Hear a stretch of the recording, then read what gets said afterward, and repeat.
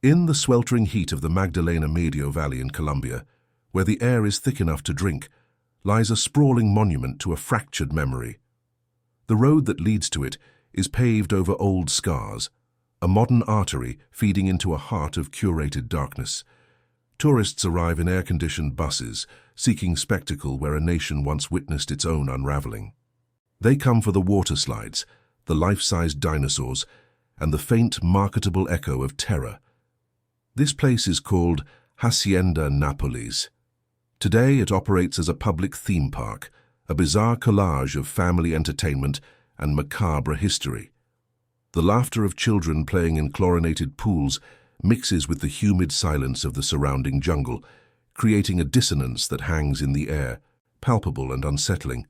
The grounds are vast, a kingdom built to defy the world, now tamed and packaged for weekend consumption.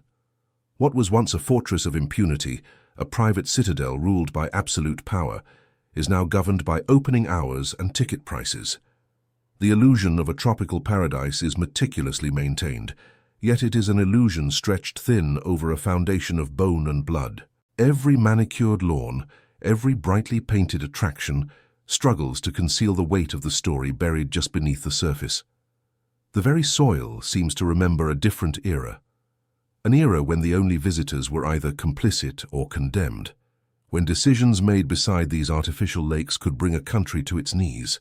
The transformation of this land from a nerve center of a criminal empire into a family destination is perhaps the most surreal chapter in its violent history, a testament to a collective and perhaps necessary amnesia. At the entrance, a weathered archway still stands, a relic of a bygone declaration of war. Upon it once sat a replica of a small Piper airplane, the very vessel that carried the first shipment of cocaine north, launching an enterprise that would drown continents in white powder and red ink. The plane is still there, a hollow symbol, its original defiance now reduced to a quaint, historical curiosity for vacation photos. This gate was not an invitation, but a proclamation. It was the frontispiece to a story of ambition so vast it sought to remake reality itself. To pass through it in its heyday was to leave the jurisdiction of the state and enter a sovereign territory, a personal fiefdom, where law was dictated by the whim of a single man. It was a threshold between the known world and a universe of grotesque fantasy. Now, tour guides recite a sanitized version of its significance, pointing it out between directions to the food court and the reptile house. The raw audacity of placing a monument to one's first crime at the very entrance to one's palace has been diluted into a historical anecdote, a piece of trivia for the paying public. The gate no longer separates worlds. It merely marks the beginning of the theme park.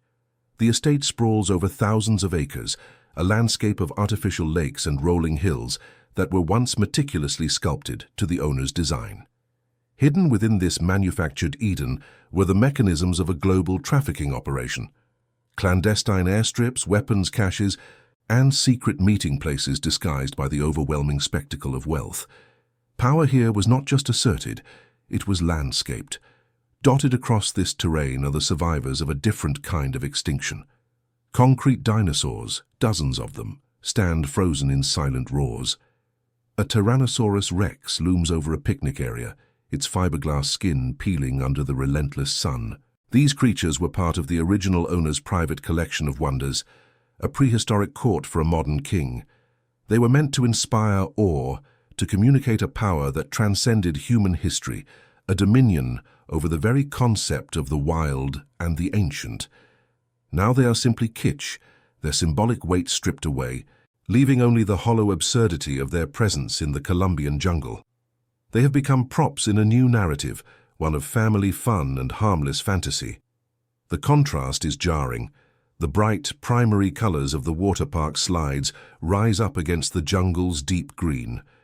Modern plastic structures bolted onto a land that has witnessed unimaginable brutality.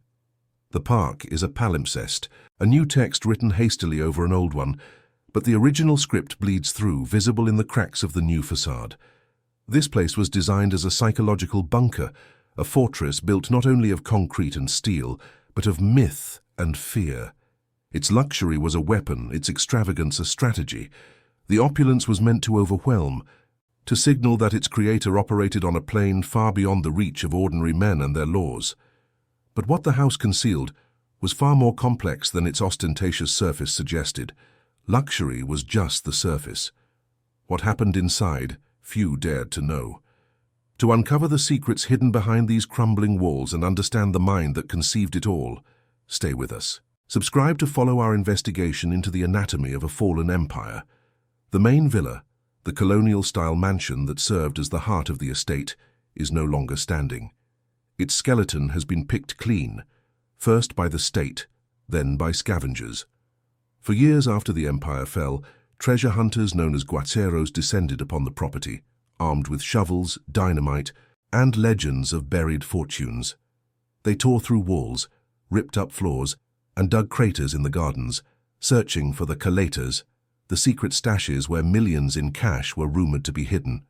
They were driven by the ghost of that immense wealth, a phantom that promised to change their lives, just as it had destroyed the life of the man who buried it. What remains of the house is a collection of ruins, a ghostly footprint on the land. A few tiled floors, exposed to the elements, hint at the grandeur that once was. An empty swimming pool, now cracked and filled with stagnant rainwater and weeds, serves as a silent basin of memory. It was here that deals were sealed and betrayals were plotted under the placid gaze of the tropical sun. The structure was not a home in any conventional sense. It was a stage. It was the backdrop for a carefully constructed performance of power, family, and benevolence. A performance that masked a reality of methodical violence. The walls themselves, now gone, were silent witnesses to conversations that decided the fate of individuals and the direction of a nation's agony.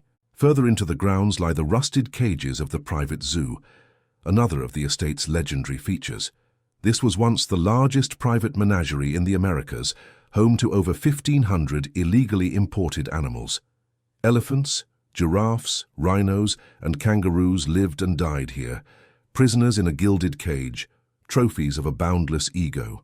The collection was a testament to a power that could bend not just the will of men, but the laws of nature. To cage an African elephant in the heart of Colombia was the ultimate act of hubris, a demonstration that nothing was beyond the owner's reach. Each exotic creature was a subject in his personal kingdom, a living symbol of his global dominance. Today, the enclosures are empty and overgrown. The thick iron bars are flaking with rust, consumed by the humidity.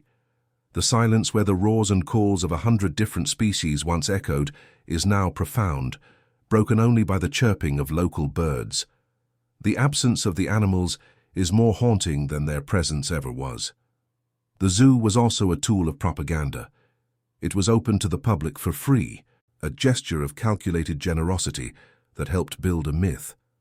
The man who brought these wonders to the poor communities of the region was seen not as a criminal, but as a benefactor, a paisa Robin Hood.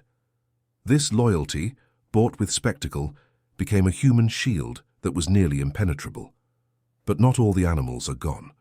One species was left behind, deemed too large, too aggressive, and too expensive to relocate.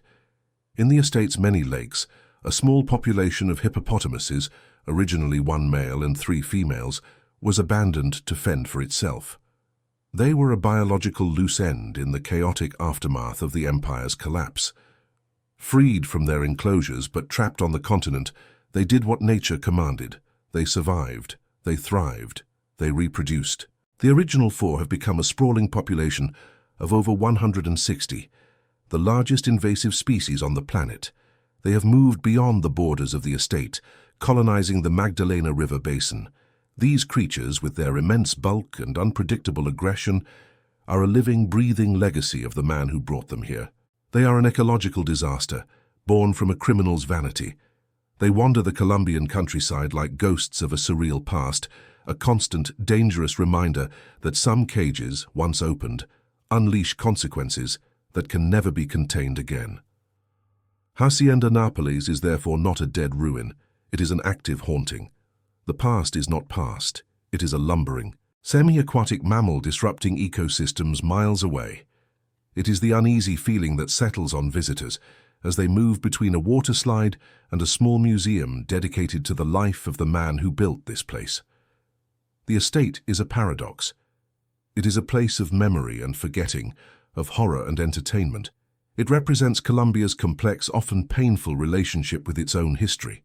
The decision to turn a place of such profound darkness into a tourist attraction speaks volumes about the desire to move on and the impossibility of ever truly doing so.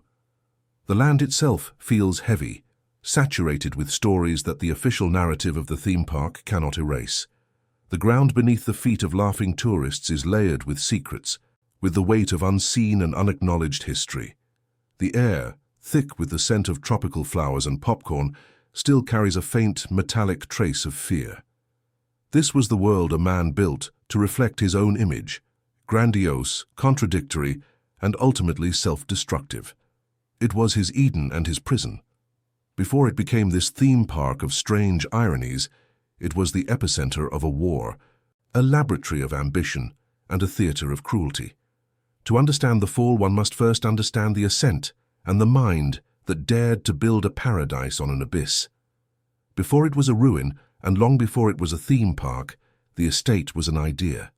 It was a dream that took root in the mind of a man for whom the world as it existed was merely a set of obstacles to be overcome or obliterated. The architect of this vast and violent fantasy was born far from any palace, in the damp, unassuming earth of Rio Negro, a rural town in the Colombian highlands. His name was Pablo Emilio Escobar Gaviria. His origins were modest, almost pastoral. The son of a humble farmer and a schoolteacher, he grew up in a world of defined limits and quiet aspirations. It was a landscape of small farms and steep hills, a place where fortunes were not made, but inherited in small parcels of land. This early proximity to scarcity would forge in him an insatiable hunger, not just for wealth, but for a scale of existence so immense it would erase the memory of his own insignificance. The first signs of his trajectory were not grand, but they were telling. A life of petty crime began in his teenage years on the streets of Medellin. Stolen tombstones, contraband cigarettes, forged diplomas. Each small transgression was a test of the system, a discovery of its vulnerabilities. He learned early that rules were for those who lacked the will to break them, and that fear was a currency more stable than the peso. Then came the 1970s, and with them, a historical opportunity. A white powder derived from the coca leaf began its inexorable march north, fueling an insatiable demand in the United States. Cocaine was not just a drug, it was a geopolitical force in waiting, a commodity with the power to mint kings from common criminals overnight. For a young man with boundless ambition and no moral compass, it was the discovery of a new world. Escobar did not invent the cocaine trade, but he perfected it. He saw its potential for industrial scale where others saw only smuggling routes. He envisioned a vertically integrated empire, a global corporation of crime that would control every step of the process, from the coca fields of the Andes to the nightclubs of Miami and New York. His genius was not in chemistry, but in logistics, brutality and vision. But money, even in quantities that beggared belief, was never the ultimate prize. It was merely the fuel. The true engine of his ambition was a desperate, all-consuming need for legitimacy and power. He craved the adoration of the masses and the respect of the elite, who had for his entire life looked down on men like him. He did not want to join their world. He wanted to conquer it and rebuild it in his own image. This desire gave birth to the myth of the Paisa Robin Hood. He poured millions of his illicit dollars into the poorest barrios of Medellin, building housing projects, soccer fields, and distributing cash to the needy. This was not altruism. It was a strategic investment in loyalty, a way to cultivate a human shield of popular support that the state would find impossible to penetrate. His compassion was purely transactional. It was from this psychological crucible of megalomania, insecurity, and strategic populism that the dream of Hacienda Nápoles was born. He needed more than a network of safe houses and secret airstrips. He needed a capital for his shadow kingdom, a monument that would stand as a physical testament to his power, a place where his self-image as a benevolent king could be staged for all to see. The location he chose, in the sweltering lowlands of Puerto Triunfo, was a strategic masterpiece. It was remote, easily defended, and far from the prying eyes of Bogotá. The oppressive heat and humidity created a natural barrier, a zone of discomfort for outsiders. Here in this isolated expanse, he could carve out a sovereign territory where the only law was his will. The state's authority dissolved miles before its borders. The land itself became his canvas. He did not simply build upon it, he terraformed it, sculpting hills, digging artificial lakes, and reshaping the very geography to fit the contours of his fantasy. It was an act of creation that mirrored his own self-conception, a man who could bend the world to his design through sheer force of will. The estate was not built on the land, it was imposed upon it. The architecture was a direct reflection of his mind, a chaotic mix of Spanish colonial pastiche, gaudy luxury and kitsch spectacle. There was no unifying aesthetic, no sense of refined taste. The goal was not beauty but overwhelming impact. It was designed to intimidate, to disorient, to communicate a power so vast it was beyond the comprehension of ordinary men. Nothing embodied this philosophy more than the estate's entrance. The archway, crowned with a replica of the small plane that carried his first shipment of cocaine north, was the ultimate act of defiance. It was not a confession but a boast. He placed the evidence of his foundational crime at the very threshold of his palace, transforming an act of illegality into a symbol of origin, a coat of arms for his criminal dynasty. The private zoo was the estate's symbolic heart, and the most profound expression of his ego. The illegal importation of over 1,500 exotic animals was a logistical nightmare that only a man with his resources could solve. But the purpose was not zoological. It was a performance of absolute dominance. To cage an African elephant in the Colombian jungle was to declare that the laws of nations and even nature did not apply to him. Each creature was a living trophy, a subject in his personal fiefdom. The hippos, the rhinos, the giraffes, they were all prisoners in a gilded cage, their wildness contained and curated for his amusement. They represented the entire world, captured and brought to his feet. He was a modern Noah, but his ark was a prison built to satisfy a singular pathological vanity. The concrete dinosaurs that dotted the landscape were part of the same psychological project. They stood as monuments to a power that transcended human history, a claim to a dominion over the ancient and the extinct. Combined with the living zoo, the estate became a grotesque museum of conquest, a landscape of pure will where every element, living or inanimate, served as a mirror for its owner's boundless self-regard. Hacienda Nápoles was therefore not a home.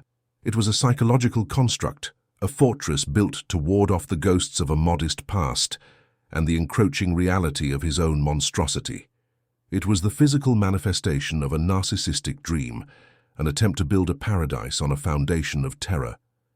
But a structure built from such contradictory materials, a desire for love and a reliance on fear, a craving for legitimacy and a life of crime, is inherently unstable. The cracks were there from the very first stone that was laid.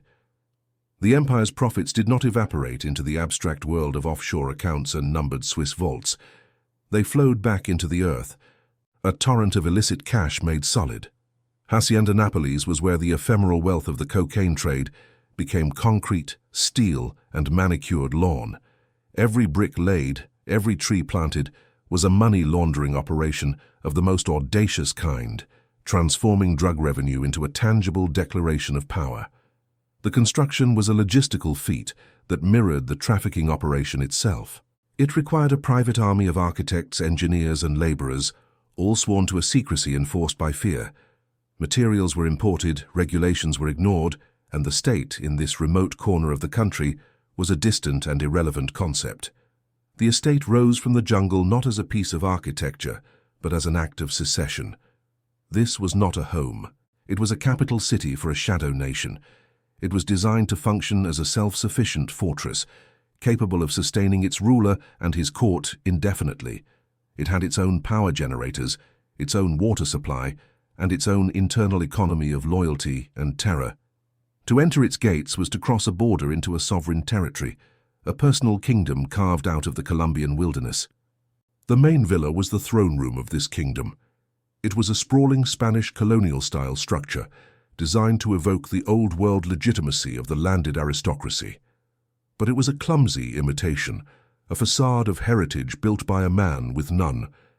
The architecture lacked subtlety, its grandeur coming from scale rather than sophistication. It was the desperate attempt of new money to purchase the gravitas of old power. Inside, the rooms were a chaotic museum of grotesque luxury. Imported marble floors reflected the light from gaudy crystal chandeliers. Heavy, ornate furniture, upholstered in velvet and animal skins, filled vast spaces that echoed with emptiness. The walls were adorned with a mix of priceless antiques and art of questionable taste, each object chosen not for its beauty, but for its price tag. It was a space designed to overwhelm, not to welcome. This opulence was a weapon. It served to intimidate visitors, from rival traffickers to corrupt politicians. A meeting held in these rooms was an exercise in psychological dominance. The sheer, suffocating weight of the wealth on display was meant to communicate that its owner operated on a different plane of existence, where the normal rules of engagement did not apply. Negotiation here was a form of surrender.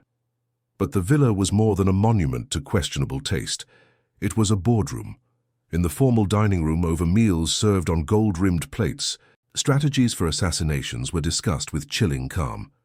By the side of the enormous swimming pool, with its panoramic view of the manufactured paradise, the logistics of car bombings were meticulously planned. The aesthetic of leisure was a thin mask for the mechanics of war. The estate functioned as the central nervous system of the Medellin cartel. It was from here that orders were dispatched, routes were managed, and betrayals were punished. Its remoteness made it the perfect command center, impenetrable to surveillance and insulated from the chaos it unleashed upon the nation's cities. Here, in the tranquil humidity, the storm was conceived. Secret passages and hidden compartments were rumored to be built into the very structure of the house. Bunkers, deep underground, were said to hold caches of weapons and emergency supplies. The mansion was designed with paranoia in its DNA, a physical manifestation of a mind that saw enemies around every corner. It was both a palace and a panic room, a stage for power and a shelter from its consequences. This dual nature was its defining characteristic.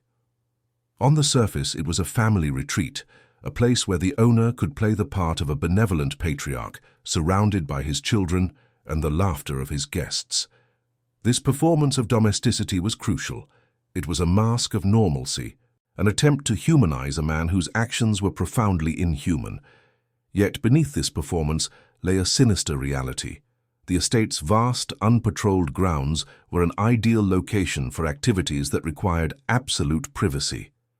Testimonies from former insiders speak of the property being used as a site for torture and executions. The serene, man-made lakes reflecting the blue sky were rumored to be the final resting place for those who had crossed the line from ally to liability. The jungle's silence was a perfect accomplice, swallowing screams and concealing secrets. The very beauty of the landscape became a tool of terror. The contrast between the idyllic setting and the brutality it concealed was a form of psychological warfare, a reminder that in this kingdom, life and death were subject to the whims of a single man. Perhaps the most potent symbol of this perverse duality was the private zoo. It was the estate's beating, wild heart. The collection of over 1,500 exotic animals was a logistical masterpiece of illegal smuggling, a testament to a power that could defy international treaties and the laws of biology with equal ease. To cage an African elephant in the Colombian jungle was the ultimate act of hubris. Each animal was a living trophy, a conquered piece of a world that its owner sought to dominate. The rhinos, the giraffes, the kangaroos, they were all subjects in his personal fiefdom, their wildness contained and curated for his amusement. They were a constant, breathing display of his global reach, proof that nothing on earth was beyond his grasp. The zoo was also a sophisticated propaganda machine.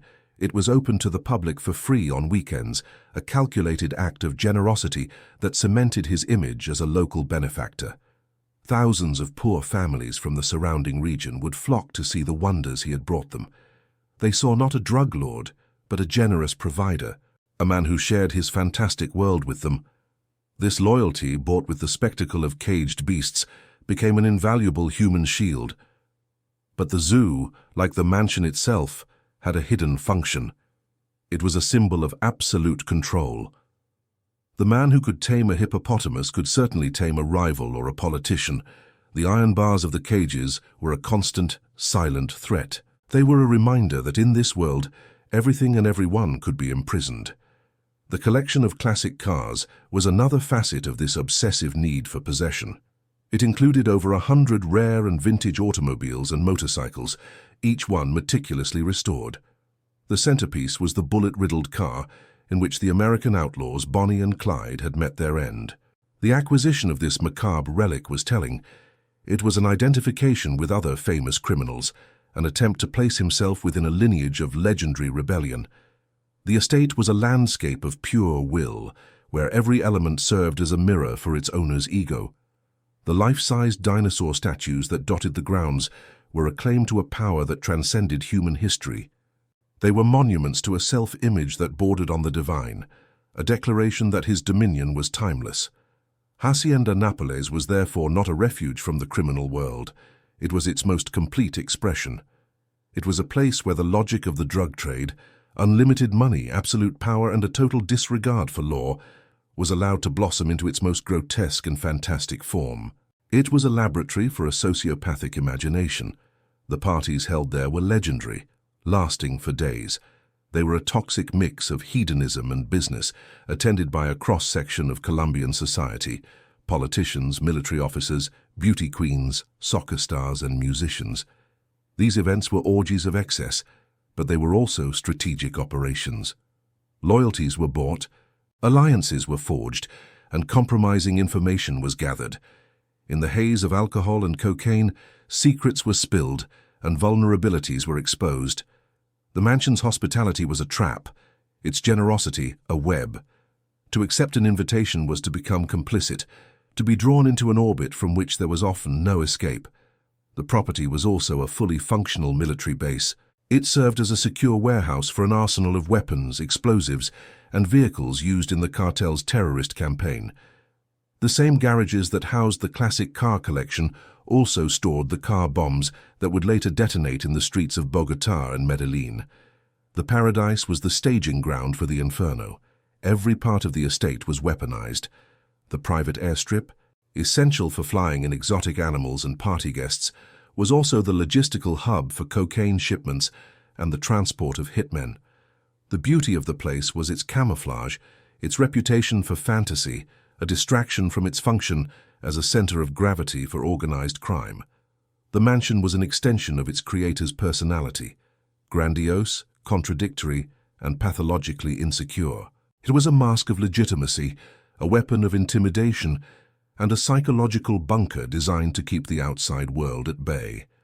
It was a desperate attempt to build a reality that could match the scale of a monstrous ego. The structure was designed to project an image of untouchable power, a fortress of impunity that no authority could penetrate. Its very existence was a challenge to the state, a declaration that a new power had risen in Colombia, one that built its own palaces and made its own laws. But a fortress built to keep the world out also becomes a prison. The high walls and armed guards that protected the estate from its enemies also isolated its owner from the reality he sought to dominate. The mansion became an echo chamber, a world where his every whim was catered to and his delusions were never challenged. It was a living organism, growing and mutating with the empire it served. Each new wing, each additional exotic animal, each new layer of security corresponded to a new level of power and a deeper descent into paranoia. The house was not merely a reflection of the man, it was his accomplice. What does it say about a man's ambition when his home becomes his most effective weapon, his most elaborate disguise, and his most isolating prison? Perhaps the most telling detail, the one that best captures the vanity at the heart of this entire enterprise, is a matter of debate. Was it the private zoo, a collection of conquered nature? The entrance gate, a monument to his first crime, or the sheer overwhelming scale of the fantasy itself? The reign was absolute. Hacienda Nápoles, now complete, pulsed with a life of its own, a vibrant, monstrous heart pumping wealth and fear throughout the nation. The parties held on its grounds became the stuff of legend, grotesque ballets of power and excess. Under the heavy tropical sky, the air thick with perfume and cigar smoke, A cross-section of a corrupted society converged. Politicians with forgettable faces and flexible morals mingled with beauty queens whose smiles were assets on a balance sheet. Soccer stars, heroes to the masses, drank alongside the sicarios who were their shadow world equivalents. The host moved among them not as a criminal but as a monarch. He was a figure of unsettling charisma, a man who could order a car bombing in the morning and gently cradle his child in the afternoon. His generosity was a performance, his hospitality a weapon. Every glass of champagne offered, every favor granted, was a silken thread in a web of obligation. To be a guest at Hacienda Napolis was to be seen, to be acknowledged by power itself, but it was also to be marked, to become complicit in the spectacle. This was the empire at its zenith, a kingdom built on a mountain of cash so vast it defied conventional logic. The daily profits, estimated in the tens of millions of dollars, did not arrive as neat wire transfers. They came as a physical flood of used American banknotes, a dirty, cumbersome river of paper that presented a logistical problem as immense as the trafficking operation itself. The money had to be moved, counted, stored, and, most importantly, cleansed. Before it could be laundered, it had to be hidden. The sheer volume of currency overwhelmed traditional banking systems and safes. The solution was primitive and brutally effective. The earth itself became the vault. Across the estate and countless other properties, pits were dug and filled with cash packed in plastic barrels or metal containers. These secret stashes, known as coletas, became a part of the cartel's mythology, whispered legends of buried fortunes that haunted the landscape. The money was a physical burden. It rotted in the damp soil, was eaten by rats, or simply lost to memory. It is estimated that 10% of the annual cash earnings were written off to spoilage and misplacement, an acceptable loss in an enterprise of such impossible scale. The problem was not a lack of wealth, but an excess of it. The empire was in danger of drowning in its own profits, of being suffocated by the physical evidence of its success. This is where the invisible mechanism of the empire began its work. The first stage of the cleansing cycle was local. A significant portion of the cash was injected directly into the economy of Medellin. It flowed through a vast network of front companies that looked on the surface like legitimate businesses. Fleets of taxis, their meters running on illicit fuel, clogged the city's streets. Construction companies, funded by drug money, threw up entire neighborhoods, transforming the urban landscape. Each taxi ride, each bag of cement, was a small act of money laundering. The criminal enterprise became deeply embedded in the city's legitimate economic life, making it impossible to separate the clean from the dirty. The man who was poisoning the nation was also, paradoxically, one of its most prolific builders and employers. This created a powerful and dangerous dependency, a shield of popular support built on a foundation of economic necessity. The laundering operation was a work of crude genius. It required an army of accountants, lawyers, and financial fixers who operated in the gray zones of the law.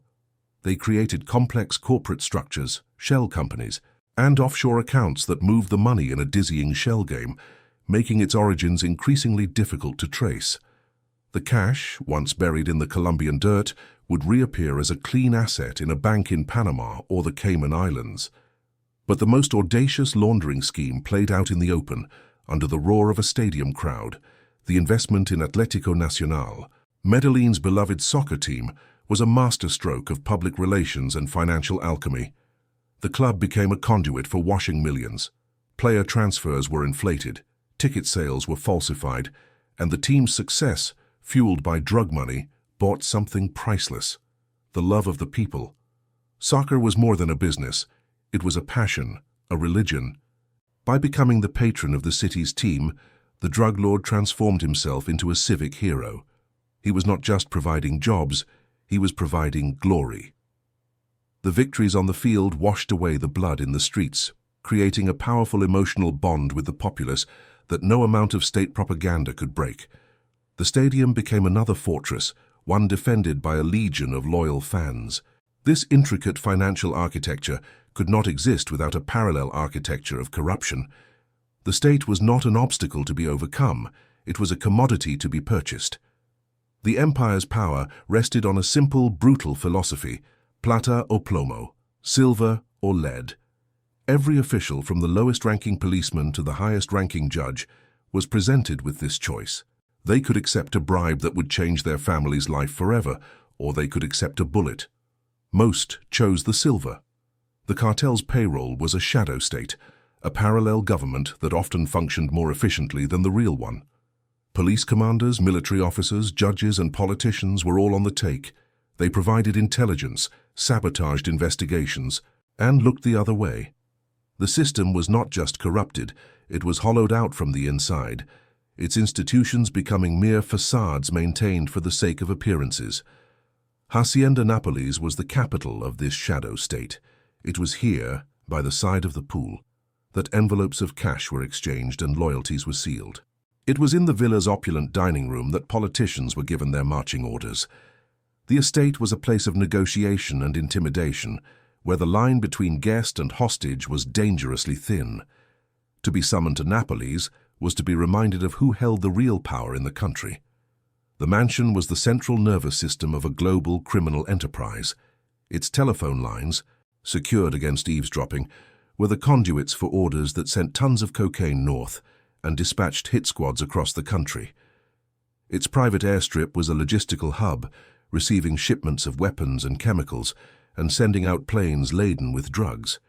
The entire operation was managed from this isolated, idyllic fortress. Behind the facade of family life and constant parties, the business of terror was conducted with bureaucratic efficiency. Meetings were held in soundproofed rooms to plan assassinations and bombings. Ledgers were meticulously kept, tracking payments to hitmen and bribes to officials. The mansion was a corporate headquarters, where the product was cocaine and the primary business strategy was violence. The owner was a micromanager, obsessed with every detail of his operation.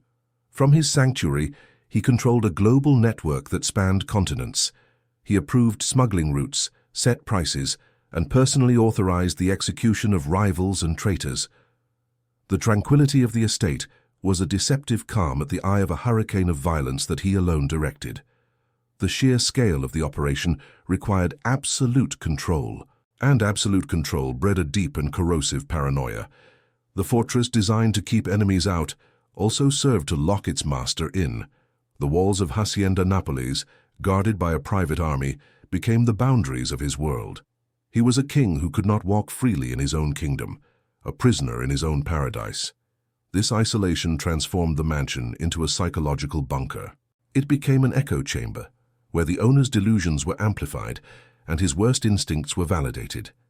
He was surrounded by sycophants, men whose survival depended on their ability to agree with him.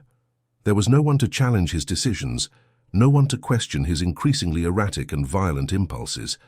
The very air in the mansion grew heavy with suspicion. Every servant was a potential informant, every guest a potential traitor.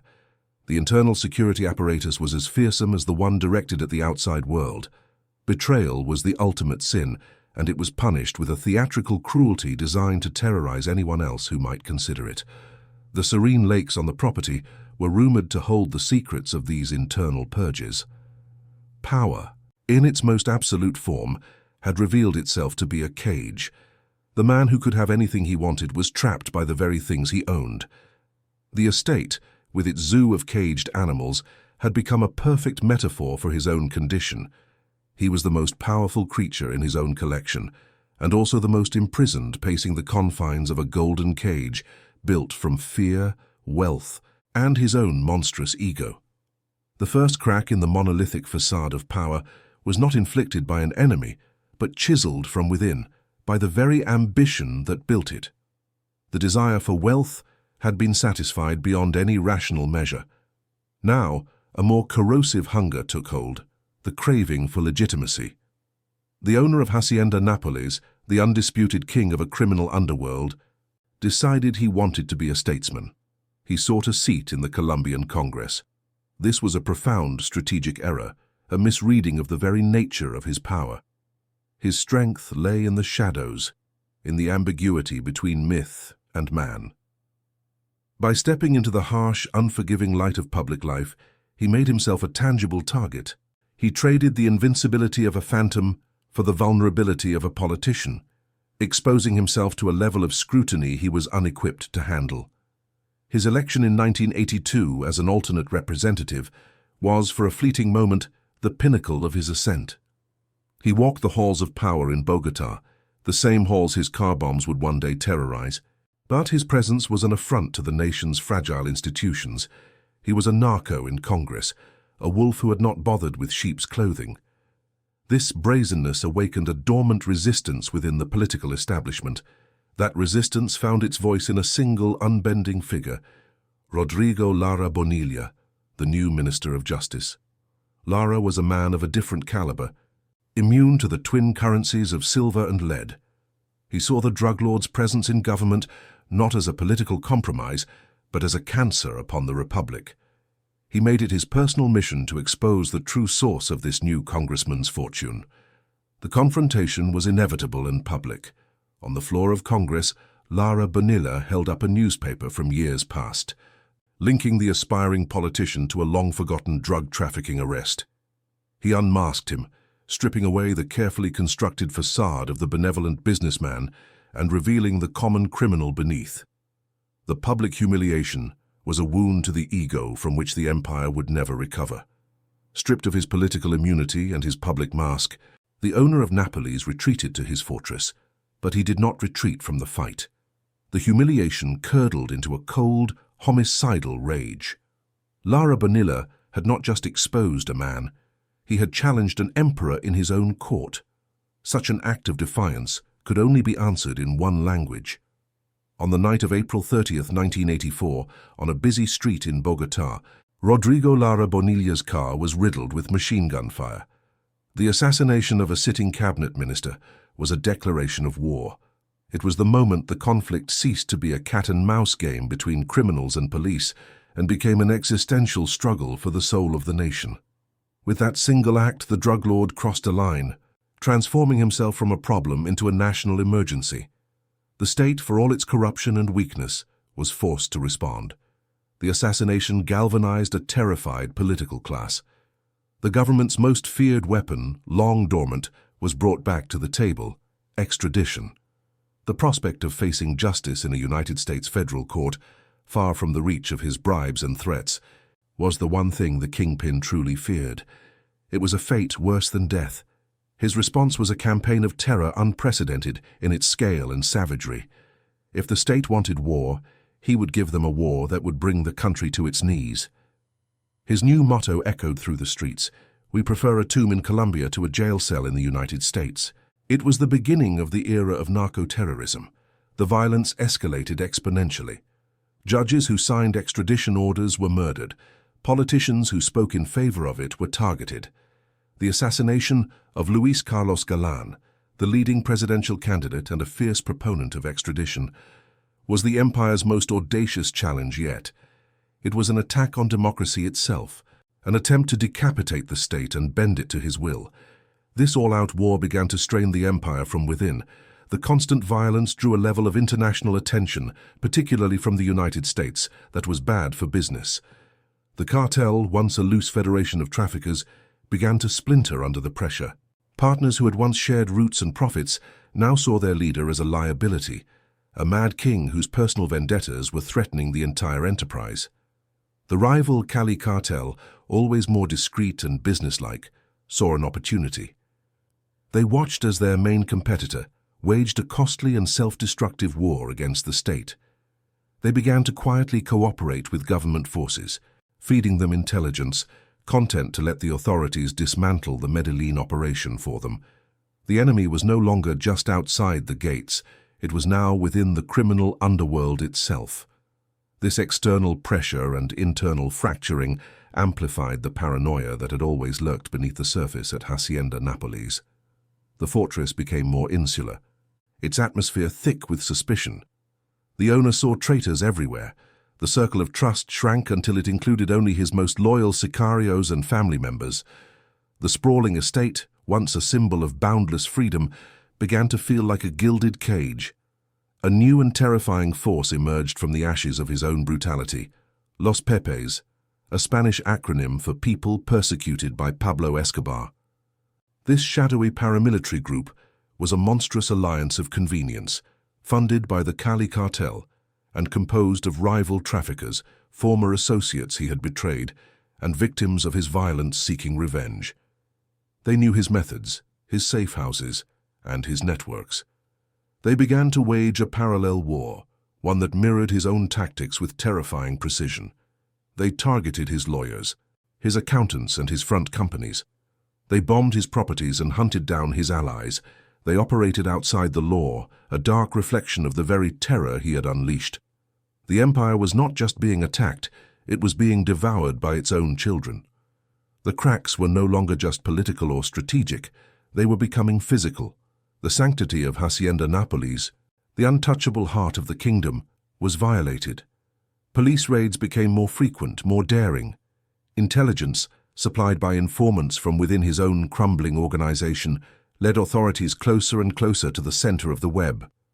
The laughter by the poolside grew strained. The exotic animals in their cages seemed to pace with a nervous energy that mirrored their owners.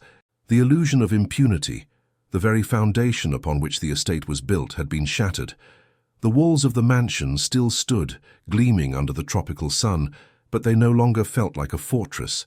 They felt like a tomb, waiting for a body.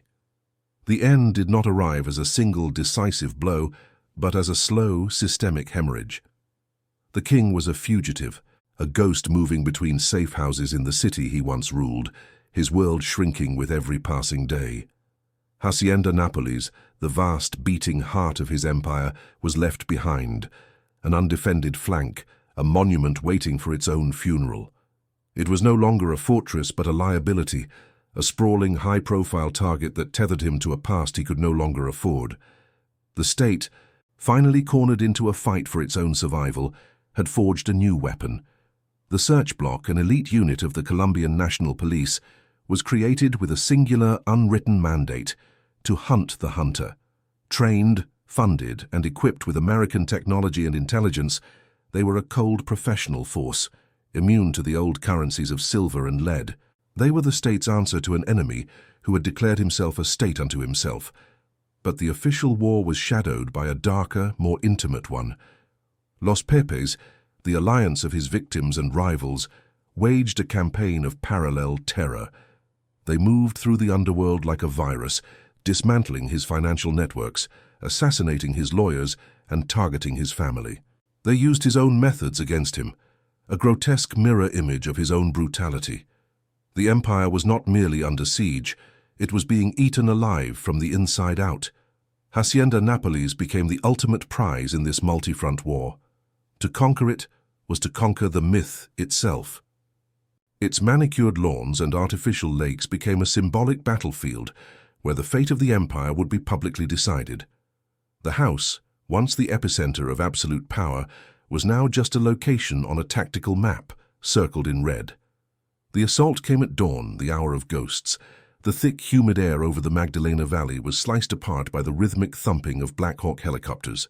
They appeared over the horizon not as liberators, but as birds of prey, their shadows sweeping across the silent, dew-covered grounds.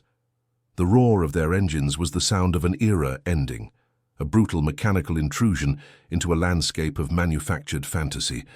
The operation was a display of overwhelming force. Elite soldiers, clad in black, rappelled onto the lawns with disciplined speed. They moved past the peeling fiberglass dinosaurs, the creatures of a forgotten king's imagination, now silent witnesses to a new, more lethal predator. The contrast was absolute, the state's grim reality descending upon a world built entirely of illusion. The famous entrance gate with its replica Piper airplane was not breached. It was rendered irrelevant. The soldiers swarmed over, around, and through it, a tide of force that no single point of entry could contain. The symbol of the empire's audacious beginning now served as a footnote to its violent end. The defiance it once projected had curdled into a hollow, pathetic irony. The main villa was stormed with professional violence. Doors splintered, and the sharp, percussive sound of forced entry echoed through the cavernous rooms. The agents fanned out, their boots grinding on the imported marble floors, their weapons sweeping across the gaudy, ornate furniture. The house, designed to intimidate with its scale and opulence, was now a tactical problem to be solved, a space to be cleared and secured. Inside, the atmosphere was one of a place abandoned in haste, a half-finished glass of wine on a table, a child's toy left on a velvet sofa. These small human details stood in stark contrast to the inhumanity of the business conducted here. The air was thick with the scent of stale luxury and the palpable ghost of fear. The mansion was no longer a home. It was a crime scene waiting to be processed. The search was methodical, a systematic autopsy of a dead kingdom. The agents were not distracted by the gold-plated faucets or the crystal chandeliers. They were looking for the machinery of the empire hidden beneath the skin of its wealth. They tapped on walls, searching for the hollow sound of a hidden compartment. They pried up floorboards hunting for the legendary colitas. In a hidden chamber behind a false wall in the master bedroom, they found not cash, but something far more valuable: ledgers. Meticulously kept accounting books that detailed payments to hitmen, bribes to politicians, and the names of informants. It was the empire's nervous system, exposed on paper. The myth was being dismantled, one line item at a time. The violation was total. Every corner of the fantasy was stripped bare and examined under the cold light of investigation.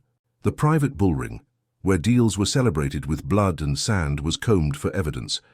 The empty, rusting cages of the zoo were searched, their silence a testament to a power that had already fled. Every element of the dream was catalogued as an exhibit in the trial of its creator. While the search block conducted its official dissection, Los Pepes performed a more visceral ritual of desecration. They descended upon the garages that housed the prized collection of classic cars. They did not come to seize assets, they came to burn effigies. The collection, including the macabre trophy of Bonnie and Clyde's death car, was doused in gasoline and set ablaze. Flames licked at the chrome and steel, melting metal into grotesque, twisted shapes. The fire was an act of pure vengeance, a message sent in a language of destruction that the fugitive king would understand intimately.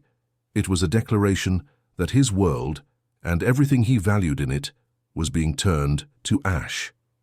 The smoke, black and acrid, rose into the tropical sky, a funeral pyre for a dynasty of excess. When the raids were over, the house was left profoundly changed.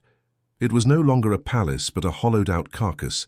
Yellow police tape crisscrossed the grand doorways, and evidence markers littered the floors like strange, numbered tombstones. The opulence that once served as a weapon of intimidation now looked merely pathetic, the garish stage for a tragedy that had reached its final act. The agents and soldiers departed, taking with them the boxes of ledgers and photographs that would help bury the empire. They left behind a silence that was deeper and more final than any that had come before. It was not the quiet of privacy or the calm of power, but the absolute ringing silence of abandonment. Stripped of its master, its purpose, and its aura of invincibility, the mansion began to die. The relentless humidity of the jungle, once held at bay by air conditioning and constant maintenance, seeped into the walls. Mildew bloomed on the velvet upholstery. The first green shoots of wild vegetation pushed their way through cracks in the swimming pool's foundation. The fortress was breached not only by men, but by nature itself. The fall of Hacienda Nápoles was the public execution of a myth. The concrete body of the empire lay broken and exposed, its secrets plundered.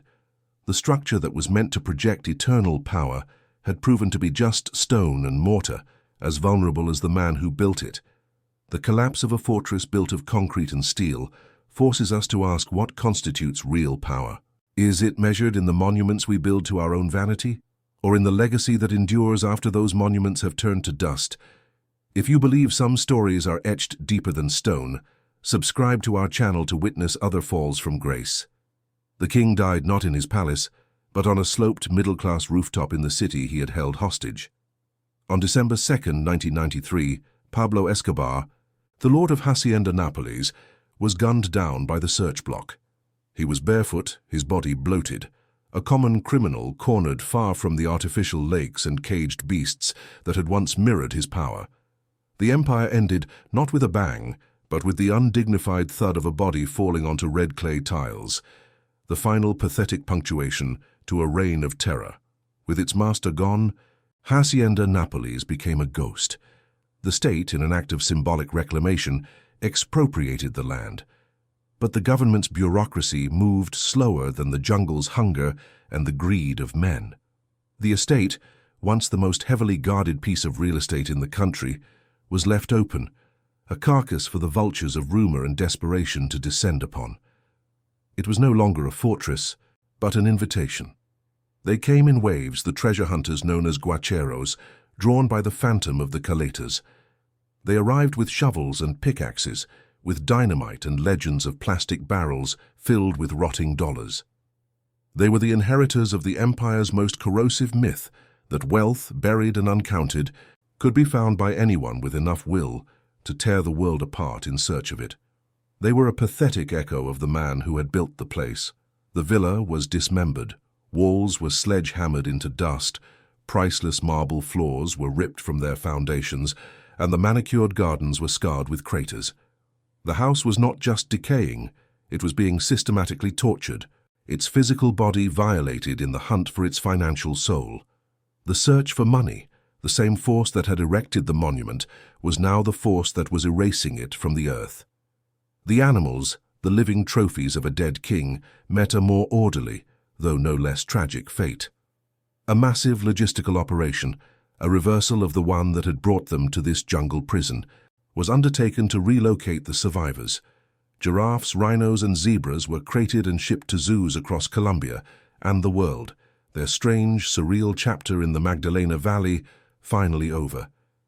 They were the lucky ones, but 4 creatures were left behind. The hippopotamuses, 1 male and 3 females, were deemed too large, too aggressive, and too expensive to move. They were an inconvenient loose end, a biological problem with no simple solution. So they were abandoned to the artificial lakes of the estate, a small, forgotten population of African giants left to fend for themselves on a continent that was not their own.